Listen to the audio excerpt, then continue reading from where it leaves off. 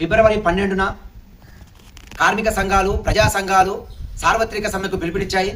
ఈ సార్వత్రిక సమ్మెను జయప్రదం చేయాలని చెప్పి సిపిఎం పార్టీ పిలుపునిస్తా ఉంది.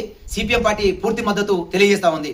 ఈ కార్మిక సంఘాల సార్వత్రిక సమ్మె ప్రధాన ఉద్దేశం కార్మికులకు మరణ శాసనంగా మారిన లేబర్ కోడ్లను రద్దు చేయాలని చెప్పి ఉపాధి హామీ చట్టాన్ని పేరు మార్చి రామ్జీ బిల్ అనే పేరుతోని మార్చారు. ఇది కరెక్ట్ కాదు. కాబట్టి యథావిధిగా గతంలో ఏదైతే ఉపాధి హామీ చట్టం ఉందో ఆ చట్టాన్ని ఖచ్చితంగా కంటిన్యూ చేయాలని, విద్యుత్ సవరణ పేరుతోని విద్యుత్ ప్రజల మీద భారం వేసే పద్ధతి ఉంది, విద్యుత్ సవరణ బిల్లును ఆమోదించొద్దని చెప్పి, అదేవిధంగా రైతు చట్టాలు 4 నల్ల చట్టాలు ఆమోదిస్తా ఉంది. ఈ రైతు చట్టాలు వ్యతిరేకిస్తూ జరిగే ఈ పోరాటంలో ప్రజలు, ప్రజాతంత్రవాదులు, కార్మికులు పాల్గొని జయప్రదం చేయాలని చెప్పి సిపిఎంగా పిలుపునిస్తా ఉన్నాం. అదే కాదు, గడిచిన 11 సంవత్సరాల అధికారంలో ఉన్న బీజేపీ ఈ దేశంలో ప్రజాతంత్ర వాదనను, ప్రజాతంత్ర హక్కులను కాలరాస్తా ఉంది, రాజ్యాంగాన్ని మారుస్తా ఉంది. అదేవిధంగా అడుగుతే కేసులు పెడతా ఉంది, లేదా 100 మంది ఒకప్పుడు కార్మిక చట్టాల పేరుతో ఉన్న కార్మికుల హక్కులను కాలరాస్తా ఉంది.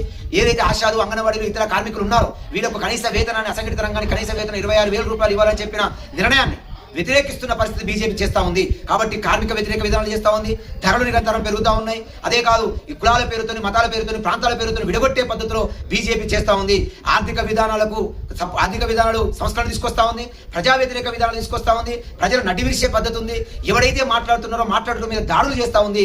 అదే కాకుండా రాజ్యాంగాన్ని మార్చే పద్ధతిలో, డాక్టర్ బిఆర్ అంబేద్కర్ రాసిన రాజ్యాంగాన్ని మార్చే పద్ధతిలో బీజేపీ వ్యవహరిస్తా ఉంది. నేను అధికారంలోకి వస్తే అందరి హక్కులు కాపాడుతానని చెప్పిన ప్రభుత్వం ఈ రోజు ప్రజల హక్కులను కాలరాసే పద్ధతిలో బీజేపీ వివరిస్తా ఉంది. ఇదే కాదు, గడిచిన 11 సంవత్సరాల నుంచి అనేక ఉద్యమాలు నిర్వహించాం. ప్రభుత్వం తలపుకట్లేదు. ఖచ్చితంగా ప్రభుత్వం మెడలు వంచాలని చెప్పి ఏదైతే కార్మిక సంఘాలు పిలుపునిచ్చి ఈ రోజు సార్వత్రిక సమ్మెను చేస్తున్నాయో ఆ సార్వత్రిక సమ్మెను జయప్రదం చేయాలని చెప్పి కార్మికులకు, ప్రజలకు, ప్రజాతంత్ర వాదులకు, ఉద్యోగులకు సిపిఎం పార్టీగా పిలుపునిస్తా ఉన్నాం.